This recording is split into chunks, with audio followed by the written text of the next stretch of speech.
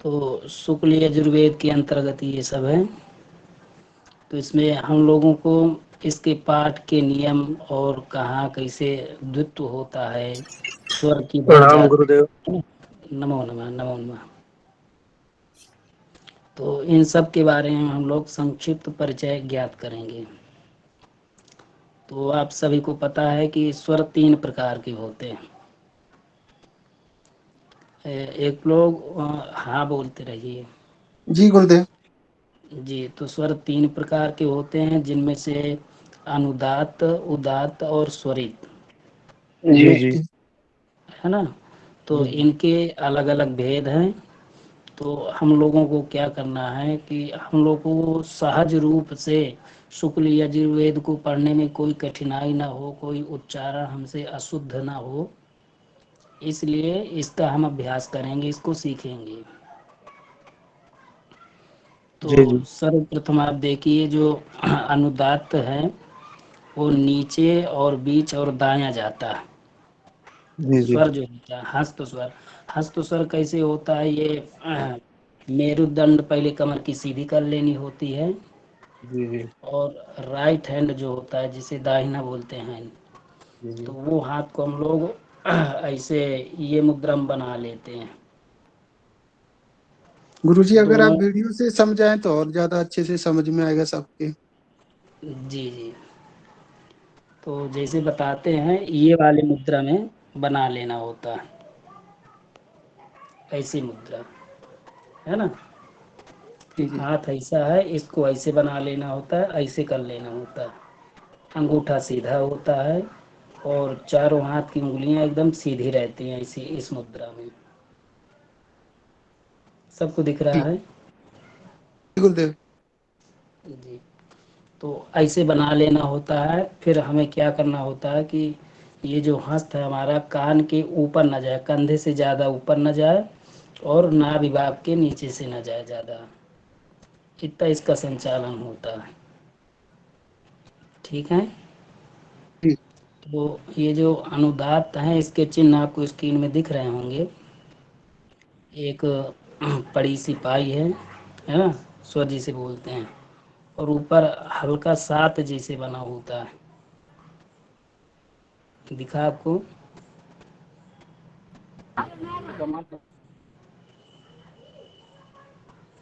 तो इसका चिन्ह का मतलब ये है कि ये तो एक तो बीच में रहेगा, है ना, दूसरा दायां जाएगा ये हाथ दाहिनी ओर, और फिर इसके बाद जो गुरुदेव उदार। वीडियो वीडियो ओपन कर देते हैं।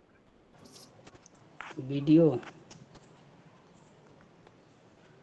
हाँ वीडियो में ये है, देखिए, ये जैसे ऐसा स्वर है तो ये अपने दायां जाएगा, ऐसे घूम जाएगा पूरा दायां ये कंधे तक, इससे ज़्यादा आगे नहीं जाएगा, इससे यहीं तक रहेगा, है ना। जी और फिर सेम इसी प्रकार उसका भी है, उदात्त का, वो दाहिने की ओर मुड़ेगा हल्का। और ये तीनों में क्या होता है, जब हम लोगों को ऐसे पड़ी स्वर दिखते हैं, जैसे एक पड़ी पाई है उसमें और सात जैसे का निशान बना है, तो ये संकेत है इनके कि यदि पड़ी पाई दोनों नीचे उदात्त आती हैं तो पहले दायां जाएगा, वो बायां जाएगा, फिर दायां जाएगा, है ना। फिर इसके बाद उदात्त हो गया आपका, और आते हैं स्वरित में। तो स्वरित का चिन्ह आपको दिख रहा है, पूर्ण विराम इसमें चिन्ह बना है। इसमें क्या रहता है कि ये एकदम बीच में रहता है स्वर, दक्षिण भाग के कर्ण के पास से ऊपर से नीचे नाभि मंडल तक में इसमें ये स्वर संचालन होता है, ऊपर से नीचे की ओर।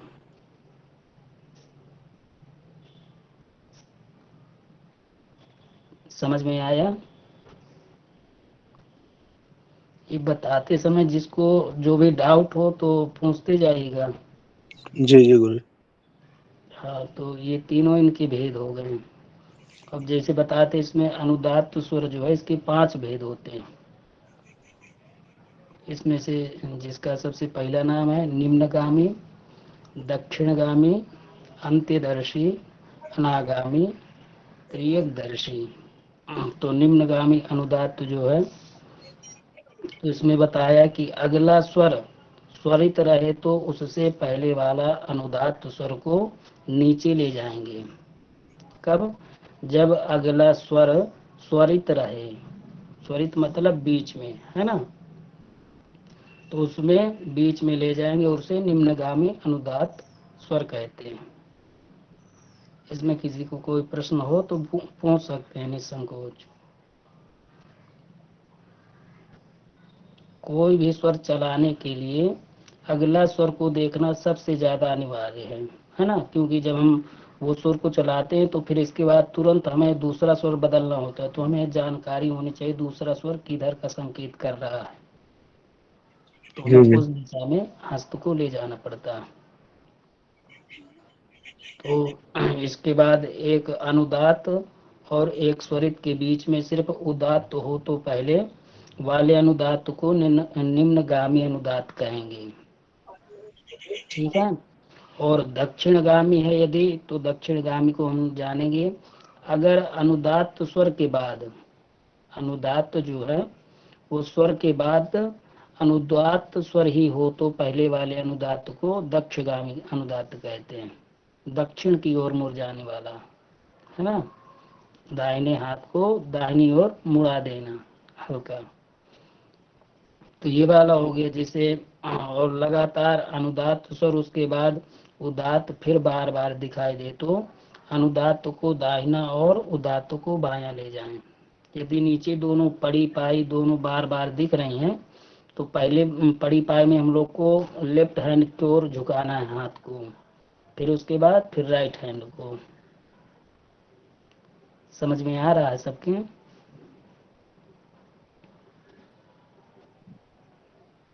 हरिओम जी जी जी गुरु जी। जी। फिर इसके बाद आता है अंत्यदर्शी अनुदात्त। इसमें क्या होता है कि लगातार उदात्त रहने पर अंतिम अनुदात्त को नीचे ले जाएं। कैसे? जो लगातार ये आते हैं अनुदात्त, तो इसमें अंतिम अनुदात्त को नीचे ले जाएं। लास्ट में जो नीचे पड़ी वाली लास्ट आ जाती है, जैसे हम कोई मंत्र बोल रहे हैं उसमें स्वर लास्ट मतलब आ जाता है, जैसे ले लेते हैं हम लोग ब्रह्मा ज्ञानम प्रथमम पुरस्ताद विषीमता सुरचो वेन आवह, है ना, तो जी ये जी जो एक अर्धरी हो गई, तो इसमें लास्ट में जो हमें अनुदात्त दिखे, लास्ट का स्वर दिखे, तो उसमें हमें इस ये बता रहा है अंत्यदर्शी कि इसको हमें नीचे ले जाना है। लास्ट वाली पाई जहाँ नीचे मिले तो उसमें हमें हाथ को नीचे ले जाना है, तो उसे अंत्यदर्शी अनुदात्त कहते हैं। ठीक है। और अंतर्गामी अनुदात्त, अंतर्गामी अनुदात्त के बाद का निशान हो तो कैसा निशान? सही का निशान, ये जो बना, जी जी हाँ, इसे कहते हैं अंतर्गामी अनुदात्त। जी जी तो इसमें क्या करते हैं, हमें इस निशान को देखते ही हमें जान लेना चाहिए कि अनुदात्त के समय जो ये अनुदात्त बना है जी इसके जी समय हमें हाथ को नाभि के तरफ जाते हुए हृदय के पास घुमा के ले जाएं। हाथ को, है ना, घुमाते हुए नाभि के पास से हृदय के पास ले जाना है, तो इसको अंतर्गामी अनुदात्त स्वर कहते हैं। फिर इसके बाद आता है तिर्यकदर्शी अनुदात्त। इसमें भी इसमें दिया है आपको चिन्ह, एक साथ जैसे बना है, दूसरा डब्ल्यू का आकार है, तो इसको तिर्यकदर्शी अनुदात्त बोलते हैं। यह अनुदात्त स्वर के बाद डब्ल्यू का निशान हो, है ना, तो अनुदात्त के साथ थोड़ा सा दाहिना हाथ को जो झुकाकर समय बायां पूरा झुका देंगे। कैसे? देखिए,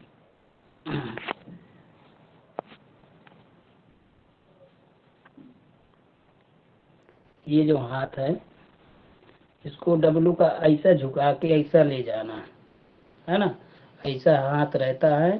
जब ये वाला डब्लू का निशान आता है अनुदात्त त्रियकदर्शी, तो हमें इसको ऐसा नीचे झुकाते हुए नाभि मंडल की ओर ऐसे ले जाते हैं। समझ में आ गया सबको? फिर इसके बाद उदात्त जो होता है, इसके 3 प्रकार होते हैं, ऊर्ध्वगामी उदात्त और वामगामी उदात्त, मध्यगामी उदात्त। ऊर्ध्वगामी में क्या होता है कि स्वरित से पहले उदात्त अक्षर हो तो ऊपर ले जाएं और उससे ऊर्ध्वगामी उदात्त कहते हैं। जैसे स्वरित ऊपर की ओर इशारा कर रहा है, ऊपर खड़ी पाई एक है तो उसे हमें ऊपर की ओर ले जाना है तो उसे ऊर्ध्वगामी अनुदात्त कहते हैं, उदात्त बोलते हैं, ऊर्ध्वगामी उदात्त। फिर आता है वामगामी। तो वामगामी क्या होता है कि जो अनुदात्त दो हों, दो अनुदात्त के बीच में उदात्त स्वर रहने पर हाथ बाया जाएगा। मतलब दो अनुदात्त यदि बीच में आते हैं, है ना, और उदात्त स्वर रहने पर यदि आता है तो हाथ ऊपर की ओर जाएगा, बाया जाएगा। ठीक है। फिर इसके बाद आता है मध्यगामी उदात्त। स्वरित स्वर के बाद जो भी उदात्त शब्द आएगा उससे मध्य में रखेंगे। किसके बाद? स्वरित स्वर के बाद, स्वरित मतलब बीच में रहेगा, है ना।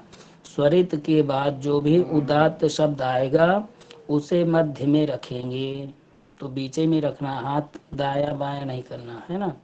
और कभी कभी मंत्र पूरा होने पर अंतिम उदात्त मध्य में रखते हैं। जैसे लास्ट में आता है ना, कोई मंत्र पूरा हुआ तो लास्ट में दाहिनी ओर मोड़ लेते हैं हाथ को और मुट्ठी बंद कर लेते हैं।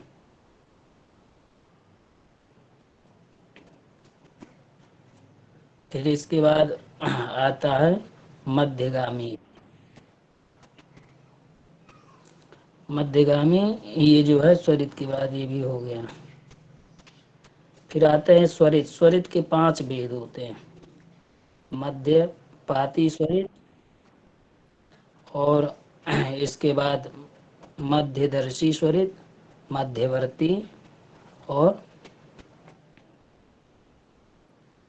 पूर्वनुब्ज स्वरित, और इसके बाद अर्धनुब्ज स्वरित। तो हमें मध्यपाती स्वरित में जैसे स्वरित चिन्ह होता है पूर्ण विराम का, है ना, तो वहाँ हाथ को हमें कर्णमूल के पास रखना है, कान के पास रखना है अपने। ऊपर से मध्य में हृदय के सामने आता है ये मध्यपाती स्वरित। ऊपर से मध्य के हृदय में, ऊपर से मध्य में हृदय के सामने आता है मध्यपाती स्वरित। फिर दूसरा है मध्यदर्शी स्वरित। स्वरित वर्ण के बाद बिना चिन्ह के वर्ण उदात्त, है ना। किसके बाद? स्वरित वर्ण के बाद बिना चिन्ह के वर्ण यदि कोई दिखते हैं, प्रचय संज्ञक होते हैं, उनको, उन उदात्तों को प्रचय संज्ञक कहते हैं, और वे स्वर स्थान में ही रहते हैं।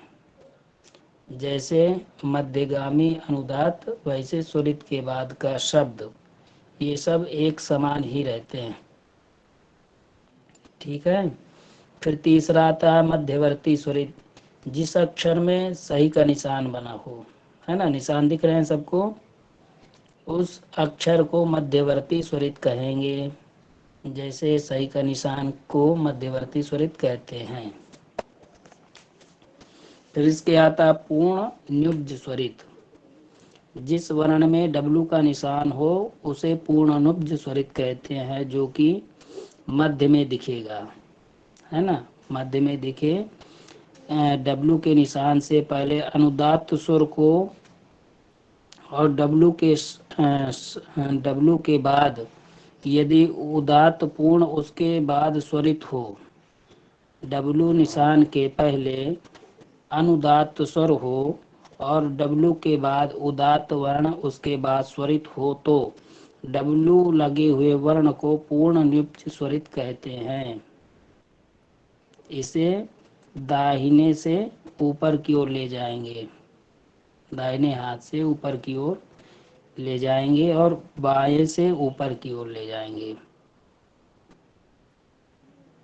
फिर अर्धनिब्ज स्वरित। तो अर्धनिब्ज स्वरित के निशान ये आपको दिख रहे हैं,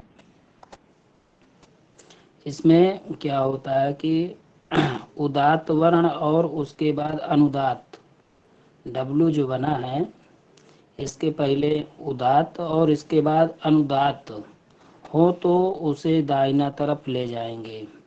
डब्लू को दाहिने की ओर हाथ मुड़ा लेना है, यदि वो उसके पहले है तो राइट साइड है, उसके बाद है तो दाहिनी तरफ।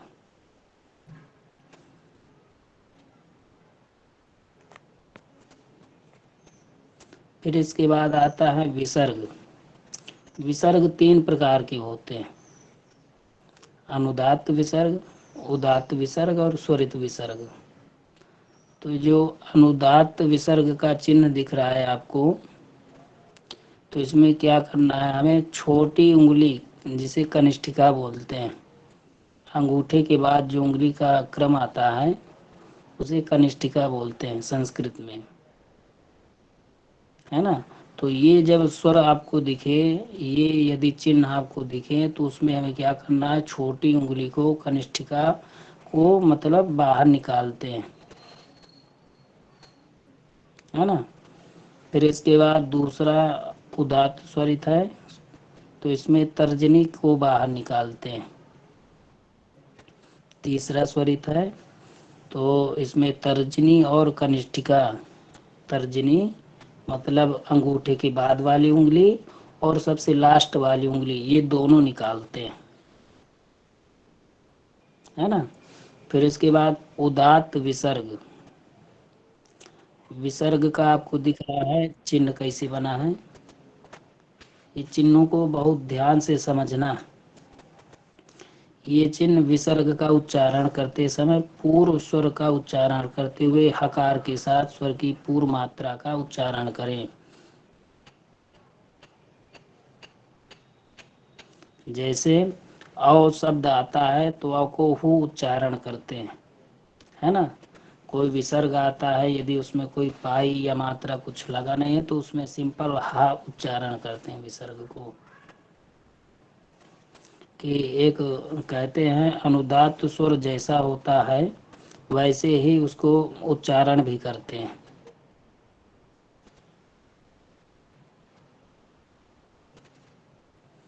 फिर इसके बाद बताते हैं उदात्त विसर्ग। उदात्त विसर्ग में ऐसा निशान मिलेगा आपको अंदर की ओर, ये विराम है, कोष्टक बना उसमें बिंदी लगी है, ऐसा निशान हो तो हाथ को बाएं अथवा ऊपर ले जाए, केवल तर्जनी को बाहर की ओर निकालें, बाकी उंगलियों को हृदय की ओर संकुचित करें, झुकाएं। किसे बाहर निकालना है, हमें तर्जनी को बाहर निकालना है, जब ऐसा निशान दिखे तब। और स्वरित विसर्ग आता है तो स्वरित विसर्ग में ये चिन्ह बना है स्वरित विसर्ग का। फिर इसके बाद दिया है उदात्त के बाद स्वरित विसर्ग हो तो कनिष्ठिका और तर्जनी को मध्य में सीधी करें और बीच वाले दोनों उंगली को अपनी तरफ झुकाएं। किसको झुकाना है, यदि ऐसा चिन्ह हमें दिखता है उदात्त के बाद स्वरित विसर्ग का, तो उसमें हमें कनिष्ठिका और तर्जनी को मध्य में सीधी करें। कनिष्ठिका अंगूठे के बाद वाली उंगली और तर्जनी सबसे लास्ट वाली उंगली, इनको हमें मध्य में सीधी करें और बीच वाले दोनों उंगलियों को अपनी तरफ घुमाएं, है ना। और फिर इसके बाद स्वरित उदात्त अनुदात्त। तो स्वरित में आप ये समझ लीजिए तर्जनी और कनिष्ठिका निकालना है, और उदात्त में बड़ी वाली जो उंगली है तर्जनी ऊपर बाएं की ओर उसे घुमाना है, और अनुदात्त में छोटी उंगली कनिष्ठिका नीचे दाहिना मध्य की ओर घुमानी है। इसमें जहां जिसको जो ना समझ में आ रहा हो वो पूछ सकते हैं, है ना। वैसे ही आपको चलाने नहीं है, यदि आप पाठ करते हैं तो ही चलाएं, क्योंकि पूजन में तो इनका कई जगह निषेध बताए कि कहाँ इनको चलाना है कहाँ नहीं चलाना सुरों को। ठीक है। फिर इसके बाद आते हैं नियम। अनुदात्त के बाद अनुदात्त विसर्ग हो तो विसर्ग पूर्व अनुदात्त की दिशा में गमन करेगा तथा कनिष्ठिका का प्रक्षेप करें। यदि अनुदात्त विसर्ग अनुदात्त जो है वो विसर्ग रहित हो, विसर्ग के साथ हो, तो उस समय हमें क्या करना है कि स्वर को हमें कनिष्ठिका का प्रक्षेप करना, कनिष्ठिका निकाल लेनी। कनिष्ठिका उंगली अंगूठे की बाद वाली उंगली को हमें विसर्ग पूर्व अनुदात्त की दिशा में, जो अनुदात्त जिधर का संकेत कर रहा हो उस दिशा में हमें कनिष्ठिका का भ्रमण कराना, घुमाना कनिष्ठिका को, है ना। फिर इसके बाद है उदात्त के बाद अनुदात्त विसर्ग हो तो विसर्ग बोलते समय स्वर अनुदात्त दिशा में गमन करेगा, कनिष्ठिका का प्रक्षेप होगा। कब होगा? जब उदात्त के बाद अनुदात्त विसर्ग हो, है ना।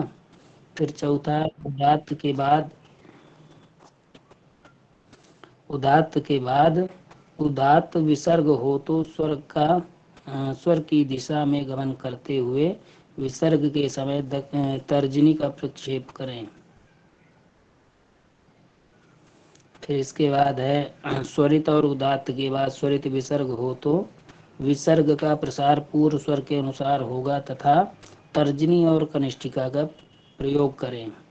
कब होगा? जब स्वरित और उदात्त के बाद स्वरित विसर्ग होगा। किसके बाद? स्वरित मतलब बीच में, उदात्त मतलब राइट साइड, है ना। जब ये ऐसा स्थिति में ये स्वर आपको ये चिन्ह दिखें तब हमें तर्जनी अंगूठे की बाद वाली उंगली और कनिष्ठिका सबसे लास्ट उंगली को निकाल लेना है और जिधर की ओर स्वर इशारा कर रहे हो उस दिशा में उनका गमन कराना है।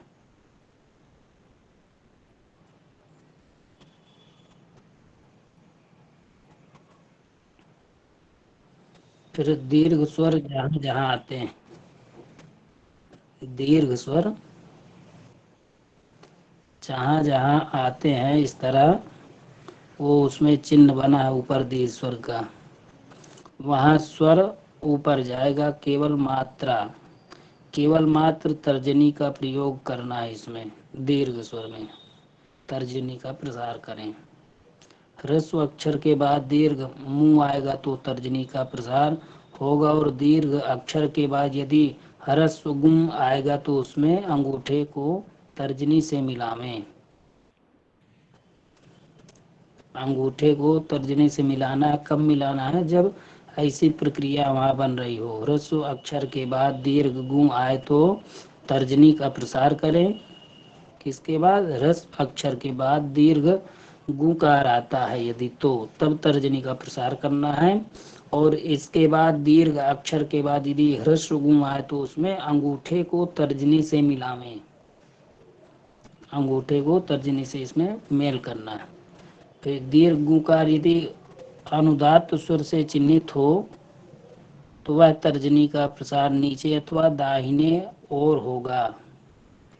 दीर्घ गुकार यदि अनुदात्त स्वर से चिन्हित हो, आपको दिखेगा इसमें दीर्घ गुकार अनुदात्त से चिन्हित है, तो वह तर्जनी का प्रसार नीचे की ओर करना है दाहिने हाथ का, है ना। फिर हमें जहाँ ह्रस्व गुकार हो वहाँ अंगूठा का तर्जनी से स्पर्श करावें और जहाँ यकार का बीच से पेट कटा हुआ हो, जिसे बोलते हैं जा, है ना, जकार से उच्चारित करें। फिर इसके बाद हलंत स्वर मंत्र आदि हो या पूरी, उसके आखिरी में हलंत हो तो उसे पूर्ण स्वर से उच्चारित करें। जैसे बोलते हैं गर्भाधम्मा, है ना, लास्ट वर्ण माँ है, उसमें माँ में हलंत लगा है तो उसको पूर्ण उच्चारित करना है हमें लास्ट में। ये कब लागू होता है ये नियम? जब मंत्र कोई लास्ट में हो और लास्ट अक्षर में उसमें हलंत लगा हो तो उस अक्षर को हमें पूर्ण उच्चारण करना है ना। और ये अक्षर उच्चारण करने के बाद हस्त स्वर जो होगा उसमें मुट्ठी बन जाएगी, मुट्ठी बंधन कर लेना है इसमें। और नकार में अंगुष्ठ और तर्जनी का नख स्पर्श करें। जब लास्ट वर्ण नकार आता है हलंत्य, तो उसमें अंगूठा और तर्जनी का नख स्पर्श करना है, नाखून का मेल कराना है। और का ट अणा और अणा हलंत हो तो तर्जनी को अंदर की ओर रमन मतलब अंदर की ओर झुकाव करें, जब ये वर्ण आए तब। ता यदि हलंत हो तो अंगुष्ठ और तर्जनी के संयोग से कुंडल आकृति बनावें। कुंडल मतलब हाँ अंगूठे और ये कनिष्ठिका को मेल करा देना है, तो कुंडल आकृति बन जाएगी। कब करना है? जब तकार आधा हो तब, हस्त स्वर के लिए। मंत्र के अंत में यदि हलंत या पा हो तो उसमें 5 उंगलियों को मिलावें। यदि मंत्र के अंत में बाद में हलंत पकार हो तो उसमें 5 उंगलियों को मिलाना है। किसी पद में यकार आदि का किसी पद में यकार आदि मध्य या अंत में हो, मतलब तब वहाँ द्वित्व हो जाता है उस शब्द को। डबल या अथवा रिकार युक्त हो तो वहाँ या का उच्चारण जकार में की तरह होता है।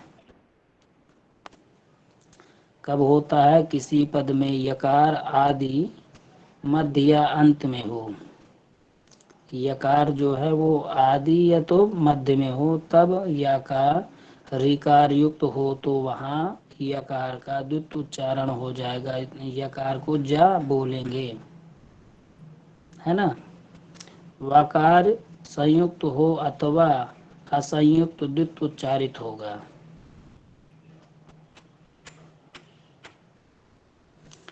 ठीक इसी प्रकार रिकार और रकार एवं लाकार का उच्चारण एकार सहित होगा। जैसे हम बोलते हैं कि सहस्राशी रेखा है, इसमें क्या होता है? तीनों सा दंत तालव्य मूर्धन्य और हा, ये वर्ण यदि इसके पहले आते हैं, आधारा के पहले आते हैं, तो हमें आधारा को रे बना देना, रेफ हो जाता है उसका, तो उसमें हमें रे का उच्चारण करते हैं उस आधेरा का।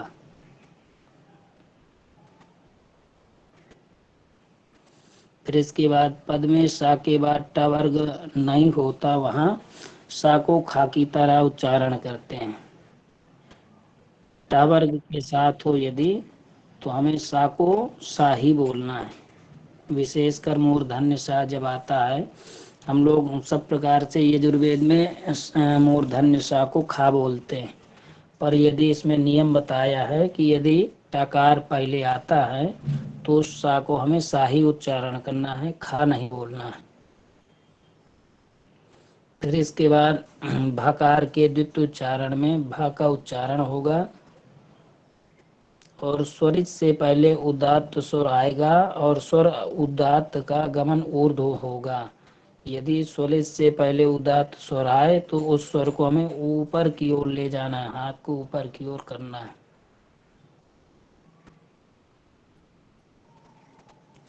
फिर स्वरित स्वर के पहले उदात्त एवं उसके पहले अनुदात्त स्वर होवे तो वह अनुदात्त नीचे जाएगा। किससे पहले? स्वरित स्वर के पहले उदात्त एवं उसके पहले अनुदात्त स्वर होवे तो। स्वरित स्वर के पहले उदात्त जो है उसके पहले अनुदात्त स्वर यदि आता है तो उसमें हमें नीचे की ओर हाथ को ले जाना है। मंत्र पूरा होवे अथवा स्वरित स्वर पूरा होने के बाद उदात्त फिर अनुदात्त तत्पश्चात उदात्त एवं उसके बाद स्वरित स्वर होवे तो प्रथम उदात्त मध्य में रहेगा। कब रहेगा? जब स्वरित स्वर पूरा होने के बाद उदात्त फिर अनुदात्त, है ना। इसके बाद उदात्त एवं उसके बाद स्वरित स्वर होवे तो ये जो हाथ है हमारा स्वर है ये मध्य में रहेगा। इसके बाद अनुदात्त नीचे जाकर स्वर उदात्त में ऊर्ध्व गमन करेगा तथा स्वरित स्वर में ऊपर से नीचे मध्य में आएगा।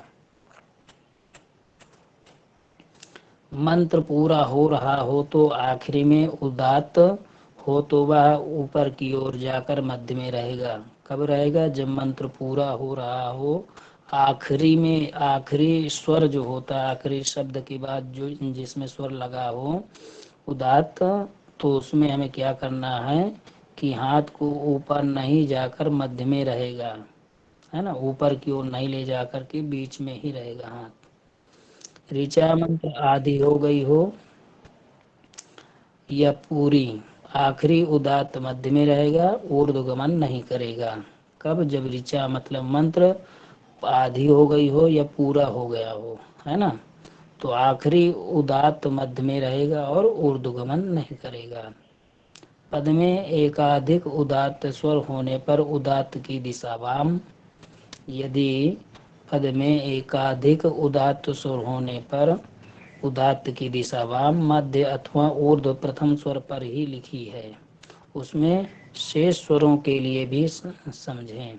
जैसे बताते हैं, लगातार अनुदात्त रहने पर आखिरी अनुदात्त को छोड़कर बाकी मध्य में रहता है ना। फिर इसके बाद निब जाते हैं, तो निब जो ये डब्लू का चिन्ह बना है, जिसमें चिन्ह के आगे बिना चिन्ह का वर्ण उदात्त हो एवं उसके बाद उसके आगे स्वरित हो तो उदात्त पर जाएगा और स्वरित मध्य में रहेगा। समझ गए? हरिओम।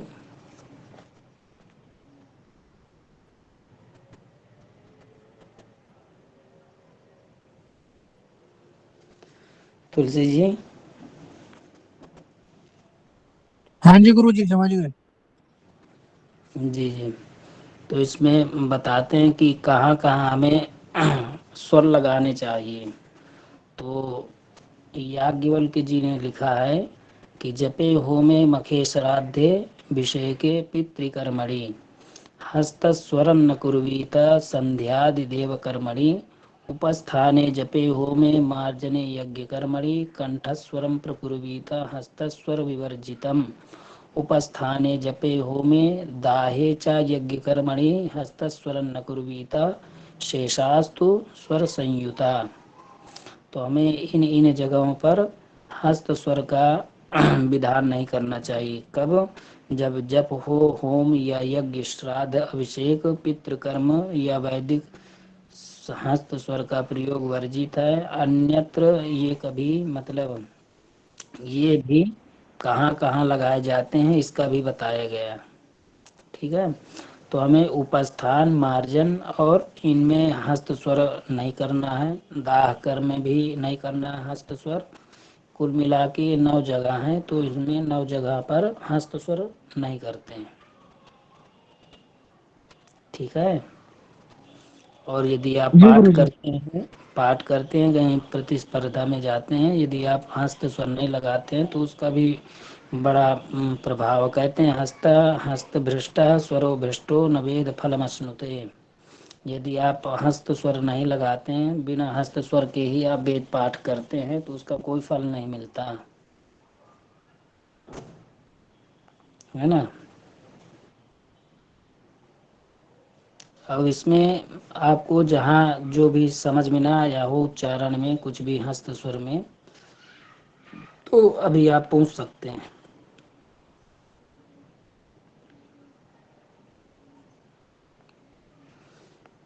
जैसे बोलते हैं हस्त भ्रष्ट स्वरो भ्रष्ट नवेद फल मश्नुते, ठीक उसी प्रकार जैसे हम लोग कुछ भी मंत्र बोलते हैं ना, तो जैसे मंत्र बोलते हैं वैसे हमें हाथ को भी दर्शाना चाहिए, नहीं उसका भी फल नहीं है।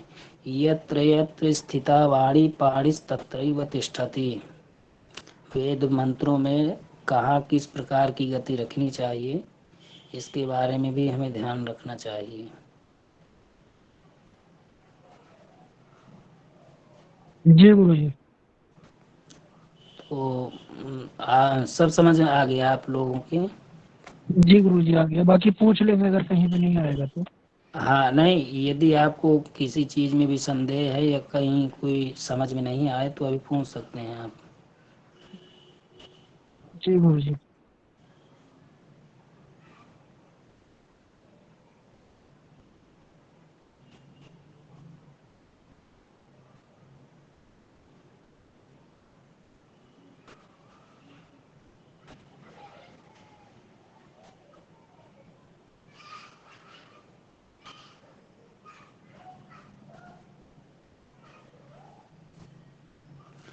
इसमें वेद में 3 गतियां बताई गई हैं, जिसमें कहते हैं किंचित द्रुत गति और मध्य गति और इसके बाद विलंबित गति। तो द्रुत गति में क्या करते हैं कि हम लोग पाठ करते हैं, है ना। वेद अभ्यास करते समय हमें द्रुत गति में वेद पाठ करना चाहिए, और यदि नहीं समझ में आ रहा है तो मध्य गति में करना चाहिए। मंत्र का प्रयोग करते समय मध्य गति रहे, और जब कभी हम शिष्यों को पढ़ाते हैं, किसी को पढ़ाते हैं वैदिक मंत्र, तो उनमें हमें विलंबित गति का प्रयोग करना चाहिए।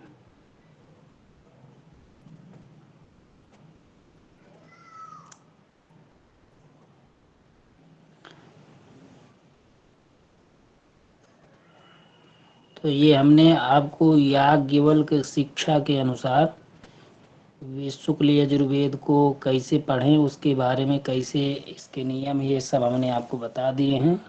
यदि इसमें किसी का कोई भी किसी प्रकार प्रश्न बन रहा हो, किसी को कुछ समझ में ना आया हो, तो पूछ सकते हैं।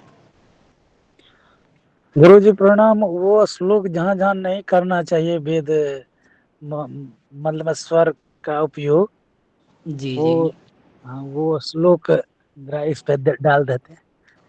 जी, वो ग्रुप में पढ़ चुका है, मैंने कहा था उनसे, तो वो भेज दिए हैं। अच्छा अच्छा, गुरु जी प्रणाम। खुश।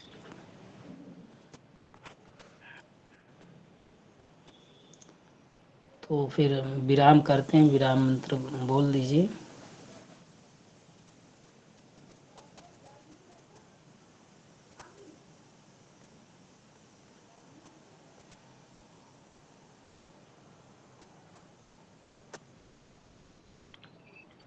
गुरुजी नमो नमो। नमो नमः, नमो नमः। गुरुजी, मेरा एक प्रश्न था। अगर जी कोई सप्तशती के पाठ करते हैं जी वास्तु में या और कहीं पर भी, तो फिर जी उसके अंदर पाठ के साथ में मुद्रा भी करनी चाहिए फिर? पाठ के साथ मुद्रा हाँ। नहीं, मुद्रा केवल न्यास के समय करनी चाहिए, जब न्यास होता है अच्छा। उसमें बताया है कि पाठ को किस प्रकार करना है ना। हाँ तो हाँ। इसमें बताए तो उसी प्रकार हमको पाठ करना है, अलग से कोई मुद्रा नहीं बनानी। जबकि पहले हमें मुद्रा करनी पड़ती है, शरीर को बांधना पड़ता है उन अच्छा मंत्रों से। तो उसी समय जिस हाँ। देवता का या देवी का नाम लेकर जिस स्थान अच्छा को स्पर्श करने के लिए कहते हैं, उस स्थान को हमें स्पर्श करना चाहिए और उसी प्रकार करना चाहिए। जी गुरुजी, नमो नमो। जी नमो नमः।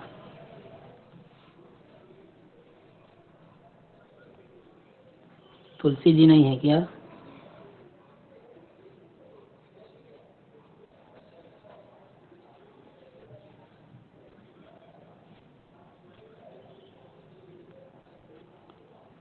ये राजनारायण जी हैं।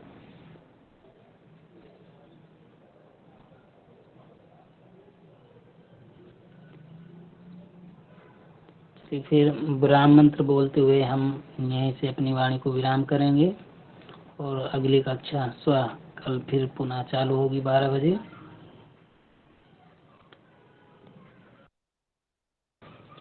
ओम सर्वे भवन्तु सुखिनः, सर्वे सन्तु निरामयाः, सर्वे भद्राणि पश्यन्तु, मा कश्चित् दुःखभाग् भवेत्।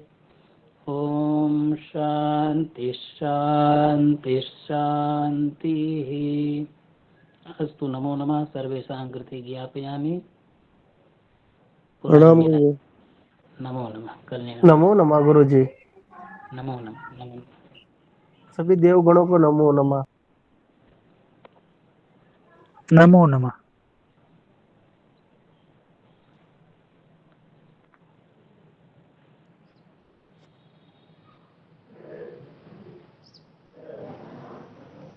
सब धीरे धीरे लेफ्ट बढ़ा, 7 भेले 6 भेले हमें